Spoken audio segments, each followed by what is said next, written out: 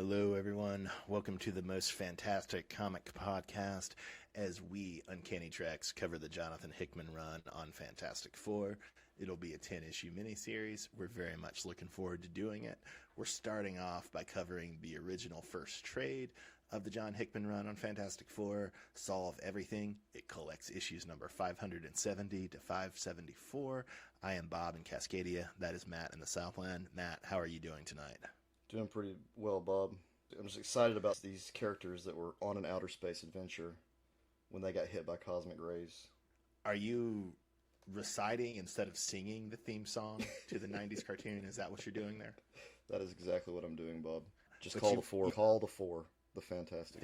You didn't pronounce fantastic though, like they sing it on that cartoon. Fantastic Four. Isn't that how it goes? There you got it. Yeah. You got it. Good job. Good job. Bob, you don't I'm need proud no of you. more.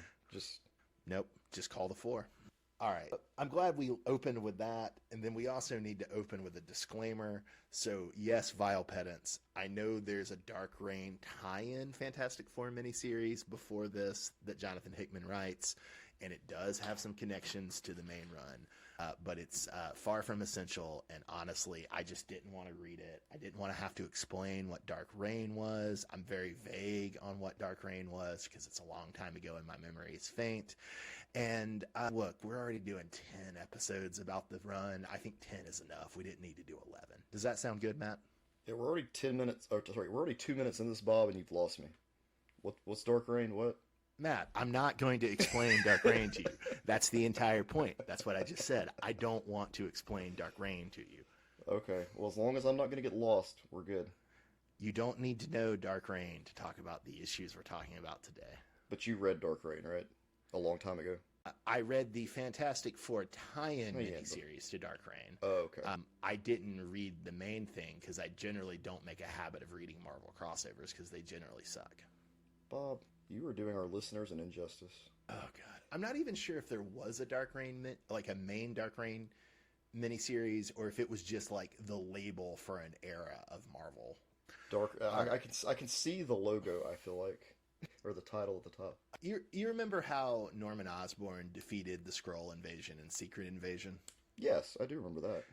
And you remember how he became like the head of superhumans for the U.S. government? Oh, yeah. Dark Reign is like the era when Norman Osborn is like the head of the superhuman. Oh, I did read some of that. Okay. Yes, I do remember a lot of that. Okay, cool, Bob. Thanks. I did not know that was the title of it because it was so long ago. But thank you, Bob. I like that I've become the thing I didn't want to be, a Dark Reign explainer. Look at that, Bob. Congratulations, you did it. And also the podcast listeners and myself, thank you. The only other comic I can say for sure I read from that era is The Punisher, because I believe that's when Norman Osborn has Wolverine's son kill the Punisher, and he becomes Frankencastle. I vaguely remember that as well. Man, there's some weird that goes on. All right, that was a good series. All right, so back to the Fantastic Four, Matt. Is your experience with the FF mostly just some random issues, the 90s cartoon, and the bad movies? My experience with the Fantastic Four, I watched some of that 60s cartoon and the 70s cartoon where it's like Herbie replaces Human Torch. Do you know why they did that? I don't know. I used to know. I don't know now why. If you had to guess, why would you think they were worried about the Human Torch? They didn't want kids playing with fire? Is that all it was? Yeah, and I'm not sure if this actually happened or if it was just an urban legend, but some kids may have set themselves on fire to become the Human Torch, maybe. I'm actually okay with that because I jumped off a playground one time with an umbrella because I thought I was going to be like the penguin. So kids are dumb. I can totally see myself like, oh, I'll just set myself on fire. I like you've got the Chad heroic kids who want to be the Human Torch, and then you've got Matt who wants to be the penguin. I just wanted to jump off the thing with an umbrella and see if I float. All right. So I did seems that. so plausible. Yeah. I watched the 90s series, which that was the theme song I was alluding to earlier. There was also this book in the library when I was in second grade. This is before I met you. And they had two books. There was a Spider-Man book and a Fantastic Four book. And I don't know where they were collected, what they were. I don't know why our library just had these two. But If you had to guess, would you say they were probably more 70s or more 90s? probably in the 80s, Okay, robbed. okay. Because Spider-Man, I remember the Spider-Man one more so because that was the one I checked out more often. And it was primarily all the stuff you would see with Spider-Man from the 70s to the mid-80s. Did it have comic stories in it, or was it more just, here's Spider-Man, here are his foes? Like, here's Spider-Man, here are his foes. It had a couple of shorter stories mixed between. It had the origin story, and then it had the origin story of some of the villains as you went through. And they had the same thing in the Fantastic Four book. But I just remember not being as interested in the Fantastic Four one. I really like the Spider-Man one. You're a hater. I remember a similar Spider-Man book, although I'm not sure if it's the same one. It had a reprint of Amazing Fantasy 15, and then it had a reprint of a later story with Gwen Stacy, but then most of it was introducing you to Spider-Man and the villains.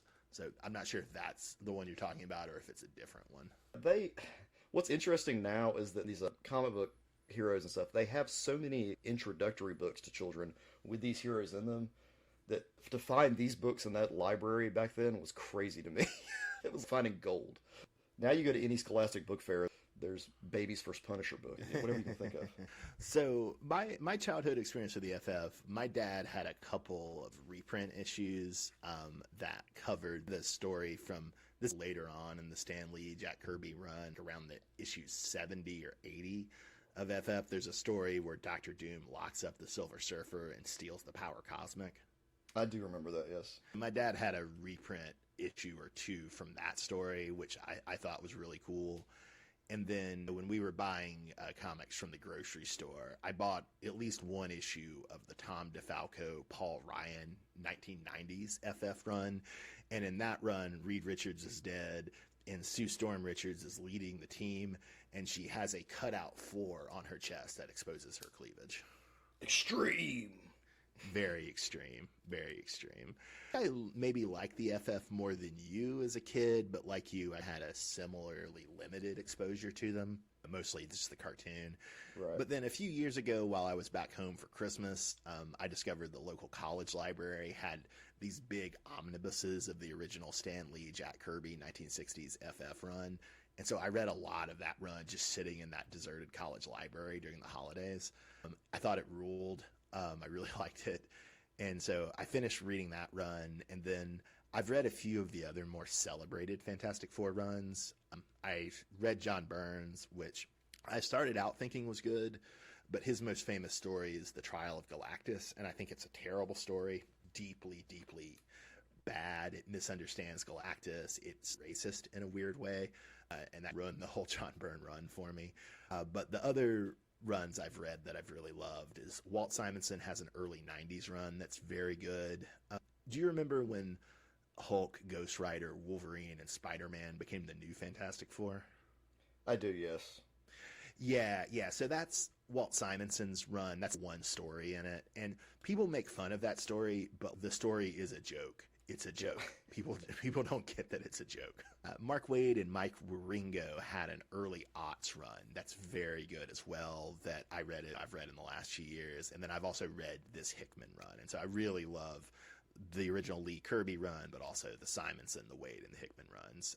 Matt, just to prove my research bona fides for the listeners, I knew that Tom DeFalco, Paul Ryan, extreme 90s FF run had influenced the Hickman run, and I was curious about it since I do have the vivid childhood memories of Sue Storm's cleavage. And so I started trying to read it, and it's really not good. I like other Tom DeFalco, Paul Ryan comics, so I don't want to dog them, but their FF run, really not that good. So I skimmed it, but that proved to be counterproductive because even though I just did that late last year, I've already forgotten all of it.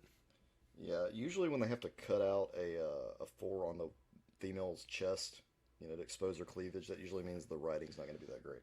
Just a heads up. Yeah, it's a shame. It's a shame. So we're talking about 5 issues today, Matt. We'll run through them one by one and kind of hit some key points, give you a one-line plot summary of each. The first 3 issues together are a story called Solve Everything. Nice little trilogy. So in issue 570, Matt, what do we have? Well, we have an encounter with old Fantastic Four enemy, the Wizard, who challenges Reed to solve everything. The first thing that stood out to me about this issue, Matt, is that Dale Eaglesham is the artist on this issue. And I do like his art. I do think it's solid. I've enjoyed it on other stuff. But he does draw Reed and Johnny as swole as hell, which I don't really love because it doesn't have anything to do with their powers.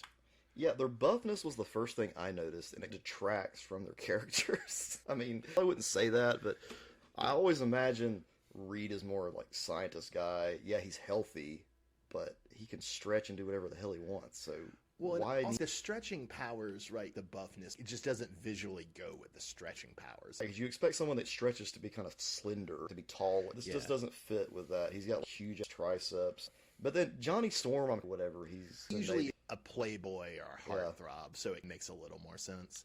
Yeah. And then it's also funny because Hickman is writing a very, very intellectualized Reed, and Reed is very intellectualized, but this is even more so than average.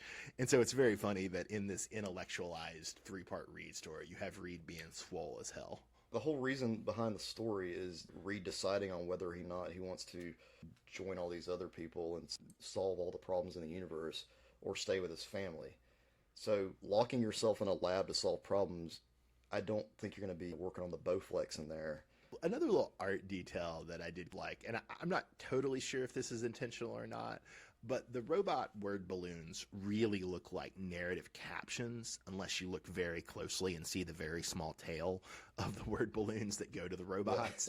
And so at first, when you're seeing phrases from the evil robots that the FF are fighting, that the wizard has sent, they're saying things like, "I am righteous vengeance" in robot form. And you're like, wait, is Mr. Fantastic narrating that? Is Reed narrating that?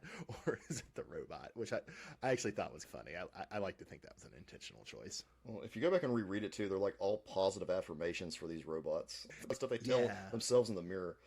Which is interesting because we'll get to this later. A lot of the subtext about this issue is about how the wizard has been a really bad father to his son clones, right? Especially, is it Bentley 32? That's the one. Yeah. Because all the other ones didn't get a name or something. Did you like the escalating reveals about the wizard robots? First, we see that they have clones of the wizard in them. Then it's revealed that they're not really autonomous clones, that they're computing nodes. And then it's revealed that, they have brains that are powered by plutonium, and the plutonium is going to blow up. I will say that having the kid hanging out in his lair all sad looking, that was scary. Yeah. That was creepy. And then they sent him to social services to be put in an orphanage or something. Good job, Reed. The comic opens with Reed's memory of his dad, Nathaniel, right? Right. And then there's the contrast of Nathaniel, at least in some ways, being a good or an adequate father versus the wizard being a terrible dad. It reminded me of like Man of Steel vibes or something, with Reed working with his dad at the wood shop and doing things together. But it's talking about all this, you can't solve all the problems in the world. Family comes first. It's funny because it's sort of, what if Pa Kent was a mad scientist? What if Pa Kent became crazy, and had access to a time machine? And eventually maybe became Kang. That's the deal with Nathaniel Richards, right? Is he's maybe Kang? That's my understanding as well. I don't have a definitive answer at this point if he is ever going to be Kang or whatever. And I don't. Yeah. Is that what they're going to do in the MCU? Is that how they're going to solve the Reed Richards problem? Maybe. I couldn't tell you, man. Speaking of fatherhood, we do see Reed being a good father, doing some bedtime reading for Franklin and Valeria, his 2 kids. And he's reading them Thomas Kuhn's Structure of Scientific Revolutions. Have you ever heard of that book? I haven't, but these kids will be so socially awkward.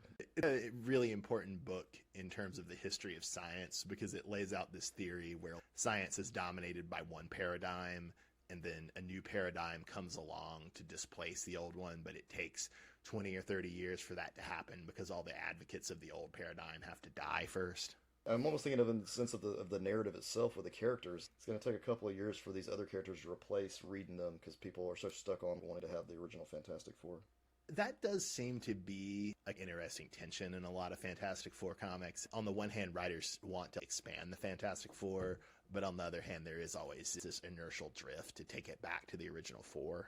So that's an interesting tension in the comic and has been since the 70s, if not longer. Right. So are you familiar with Franklin and Valeria as characters? I'm more familiar with Franklin, and this has kind of introduced me to Valeria. She's actually pretty new. Franklin is born in the late 60s, but oh man, I think Valeria doesn't come around until the late 90s.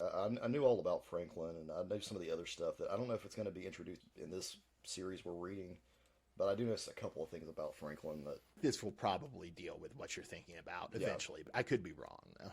And I don't want to ruin it for the listeners or for myself. We'll leave it there. So, thoughts on the Interdimensional Council of Reed Richards, Matt? 2010, when this came out, we've yet to be oversaturated with the whole multiverse of madness thing. This would have been really cool back then. Yeah. Would I want to hang out with a council of Reed Richards? Absolutely not. You think an Interdimensional Council of Reed Richards is cool. What if there were an Interdimensional Council of Sabretooths? No, Bob. I definitely don't want to hang out with Sabretooth. You don't want an Interdimensional Council of Tooth? No, Bob. Not an Interdimensional Council of Tooth, which that's what's happening, right? I guess you shouldn't read the current Wolverine comic then. I mean, what a good idea, an Interdimensional Council of Tooths.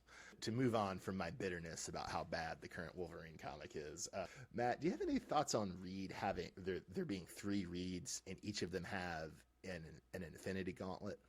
So this is a legit question. Is the Infinity Gauntlet weaker in comics than it is in the movies? Here you have 3 of them. Well, we do get a detail in a later issue. In 571 or 572, they make the point that these are multi-dimensional or multiversal Infinity Gauntlets, and the Infinity Gauntlet only works in its home dimension. So that's one issue. That also kind of explains why there was this random Infinity Gauntlet in that Thor movie. Remember? Which one? Thor 4? No, the first Thor movie, in the background, there was an Infinity Gauntlet.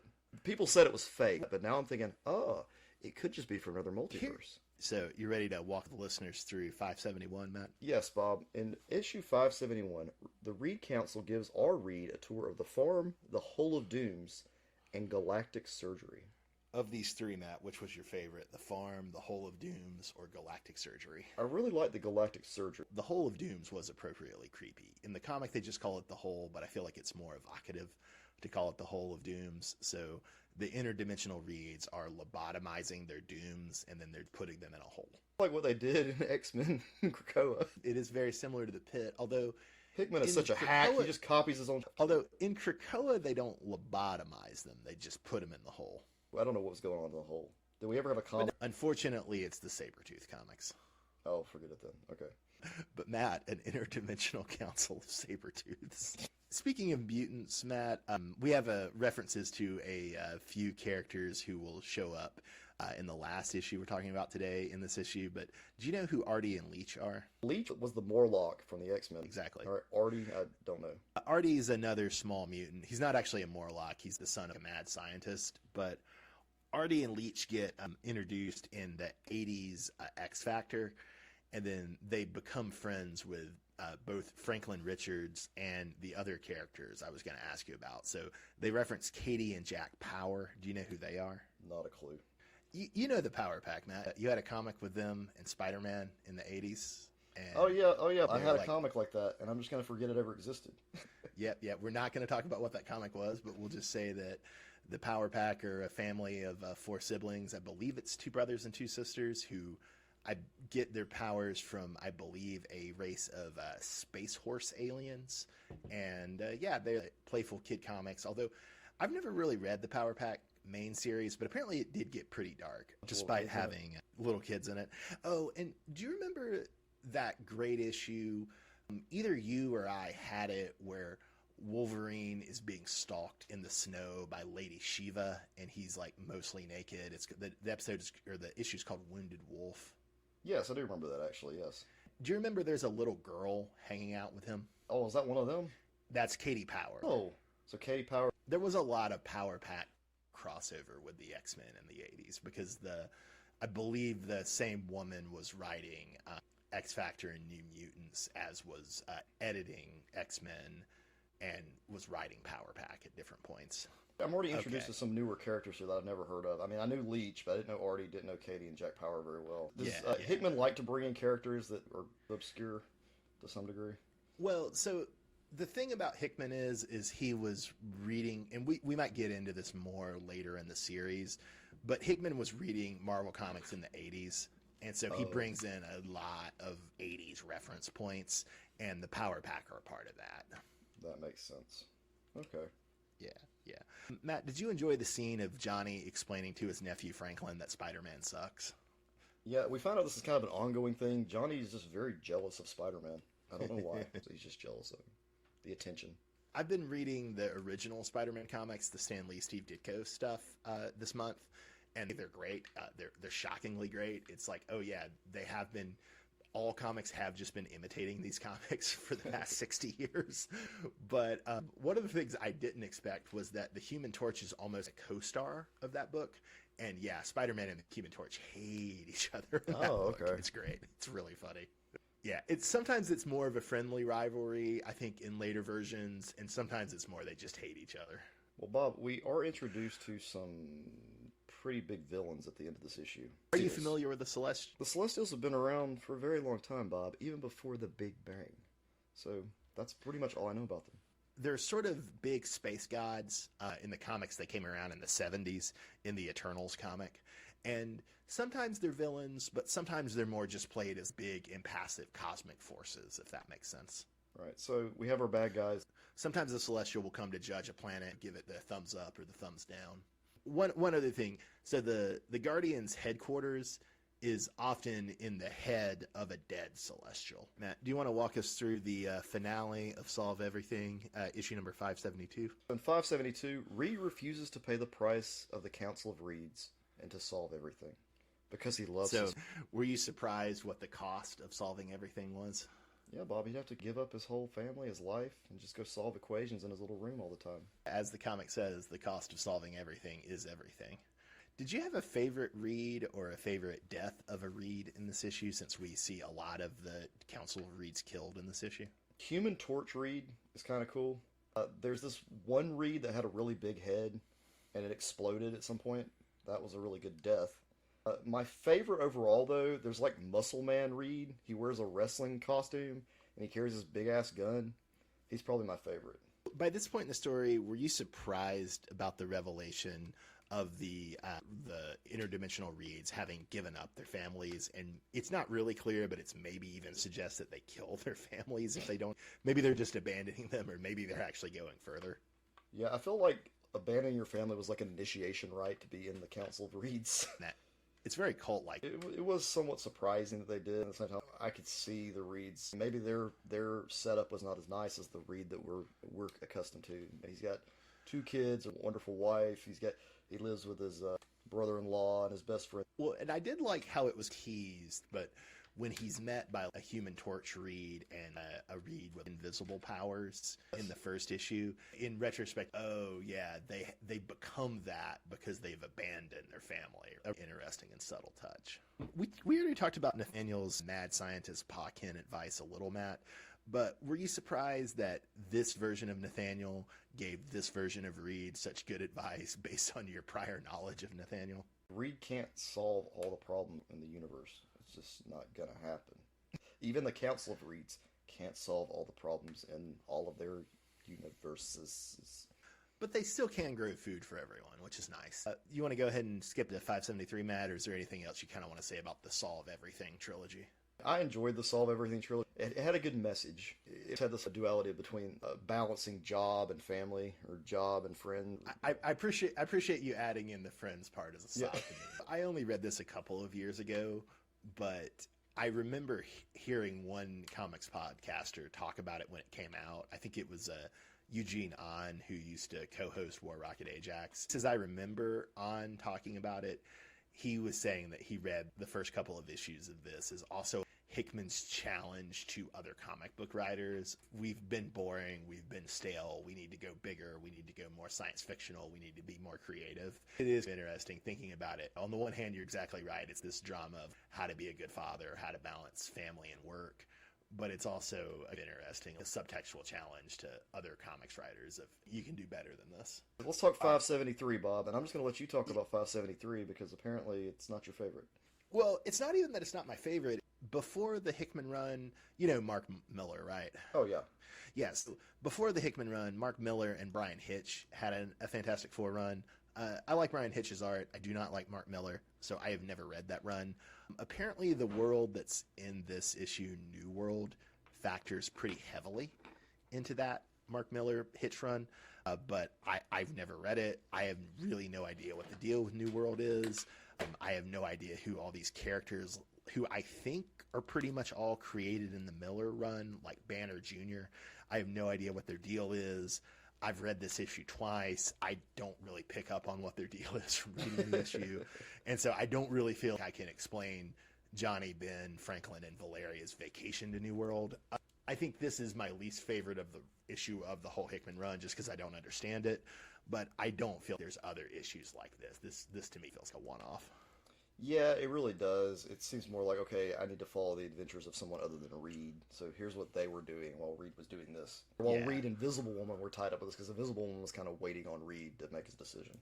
The only other thing I can say about it is Neil Edwards draws this New World issue, and then the next issue, the last issue we're going to talk about, 574, and he's Welsh, and he did art for Jeff Lemire's Legion of Superhero story in Justice League United, so I have fond feelings of him for that. This was before that, though. Issue 574, as it's called, Days of Future Franklin, which I thought was a very amusing title, and a little bit of a spoiler if you think about it. Yeah. It shows it's Franklin's birthday party, Matt.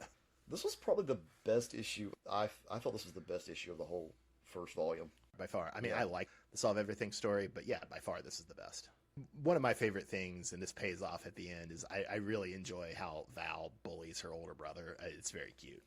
She does, and there's such a good scene between these two at the end of this issue, but they use the R word, Bob, and it ruins it. Well, they used the R word twice, and in 2010, that was acceptable, but now you read it, you're just like, it's so cringe. Like, this is such a sweet scene. It doesn't ruin it to me, but I'm a callous person. I don't know that it was acceptable in 2009, but it is entirely what a girl that age would say in 2009. Yes, it is totally what a kid would say at that age, yes. Even the smartest kid in the world, in the universe. I do like that dichotomy, right? On the one hand, Valeria doesn't, at least I don't think she has powers. She's just really smart. But then Franklin is just an average kid. He's not a genius. But he also has godlike powers, or at least he will have his godlike powers again by the end of this comic. Yeah, and so I really like that dichotomy.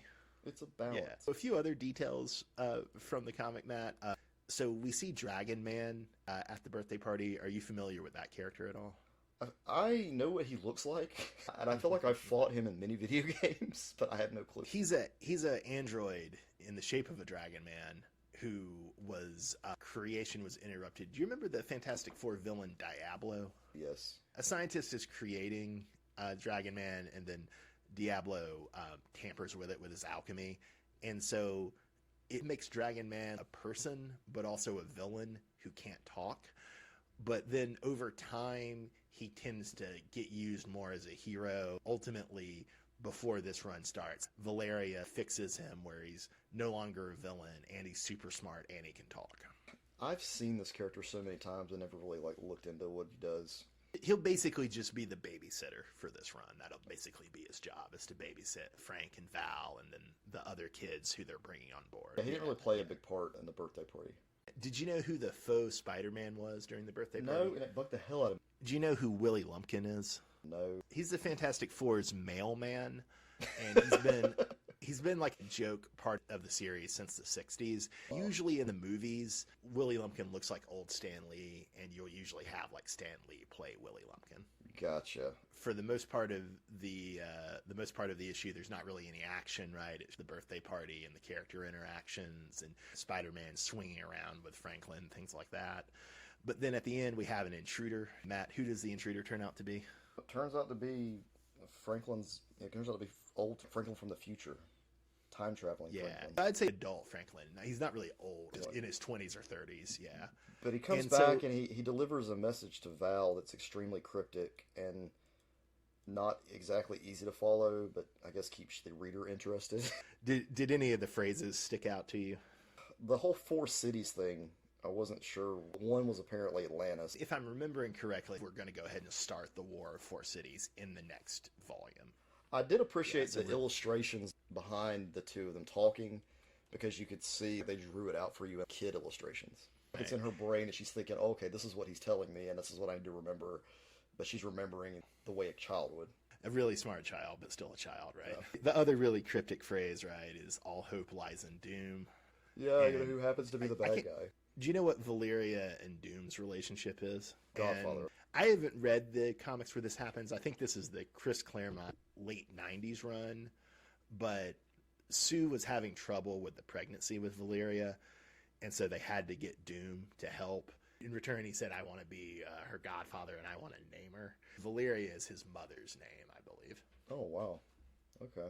Well, I did not know all that. That's crazy. So we got the Power Pack hanging out with Val and Uncle Doom. Good old Uncle Doom. Franklin's gift to himself. He has this prophecy for his sister, but then he has a gift for himself.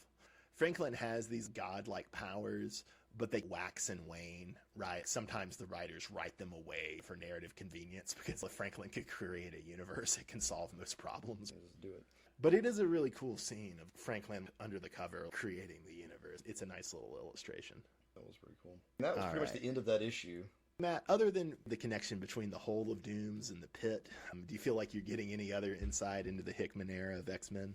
Yes, here's one big thing, and I mentioned this. I think I mentioned this in an episode previously that we had talked about, where the fight scenes. Hickman just doesn't do big, gaudy fight scenes. He limits it to a page, and then you're supposed to imagine. I think he's following Grant Morrison in that. Yeah, I think you're right with that too. Now I understand that when I read Hickman, this is my expectation of that. You're not going to see everything put out step by step. This is how you have to kind of really keep up, and some things on one page. It's not as convoluted as his X-Men stuff is at times, but you have to think it through, and there's more layers that even I like. And I also think, in some sense, that's just a product of Hickman being less established. This is his second big series for Marvel. His first big series was Secret Warriors. But then it's also just a product of the FF being much less complicated than the X-Men, right? And having a much smaller cast.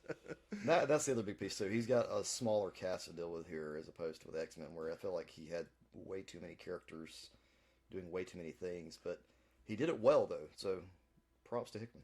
The other thing I think, if I'm remembering hearing that, then this is interviews I heard years ago, so I might be slightly misremembering this. But from interviews I've heard with Hickman, I think he really had never read the Fantastic Four before he got the assignment, and he then read it all. But the impression I get is when he was a Marvel reader in the 80s, he was a big X-Men fan, a big New Mutants fan, a big Power Pack fan. He wasn't a Fantastic Four fan, and so I think he does a good job from my reading of past Fantastic Four of paying homage to past Fantastic Four stuff. But it's also interesting because it's refracted through the perspective of a guy who was not necessarily a fan. Does that make sense? That does make sense. And all right. But let's talk about favorite lines for a second, Bob. What's your favorite line, Matt? It's actually in that issue that we didn't care for that much. Val says to whoever the character that they were following in that New World, or whatever it's called. She says, "Promise me you won't tell anyone, but I'm already smarter than my dad," which I thought was cool. She says it in front of him and in front of Franklin. It's a good line.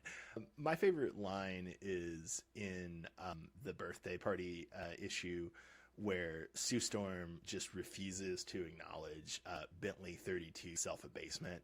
She completely ignores it and is like, "Okay, Bentley, would you like some cake?" Which I think is a very mom reaction and a very nice reaction. Yeah. So I think you mentioned it already, Matt, but what was your favorite visual from these 5 issues? My favorite visual, Bob, is when Reed is performing surgery on the universe and the other Reed offers him a tissue to wipe his brow because he's sweating because he's so nervous, like trying to work through it. It's great. That's a really good one. I think my favorite is Spider-Man hanging off Ben's back as Ben pretends to not know where Spider-Man is during the birthday party. Yeah, that was really that good. was very fun. Is it such something Spider-Man would do, too? That's a Peter Parker thing right up there. Very good. We basically already said this, but yeah, our favorite issue, the birthday party, hands down. Yeah, the birthday issue is great. The first 3 issues with solving the big problem or whatever, those were fine. They were good. That vacation issue, it was filler to make sure we had an explanation of where those other characters were. I am looking forward to rereading more because I do like how Hickman handles the 2 Richards kids, and I like how he handles Ben and Johnny. It's that particular environment. Since I don't understand the premise, it makes it hard to follow. I don't know much about Fantastic Four other than the main 4 characters, so there's a whole new set of weird characters I've never seen before. They're trying to build these relationships, but one of them was Johnny's girlfriend or ex-girlfriend. They were trying to make connections, but there's too much. Hulk Jr. showed up. Come on. The other new stuff in this run is better introduced, whereas since the New World was a previous run, Hickman understandably taken familiarity with it for granted. All right, Bob. So when it comes to favorite character, though, at this point, my favorite character is Val. There's something about that kid that's hilarious to me. Franklin, to me, is more like Reed, even though he's not as smart as... The sister's really smart. I get that. Yeah, but Franklin, to me, has all this power, and he's going to want to do all crazy with it and stuff. Whereas Val is a little more grounded. Maybe. I think you're right. And I'm really glad that you like Val. She's absolutely my favorite Fantastic Four character. I love her in this. I love her in Mark Waid's run. But I'll go ahead and give it to Reed for this batch of issues. He's the focus, and we get to see Reed be a good dad, which is always nice. So we're going to look at Volume 2 next week?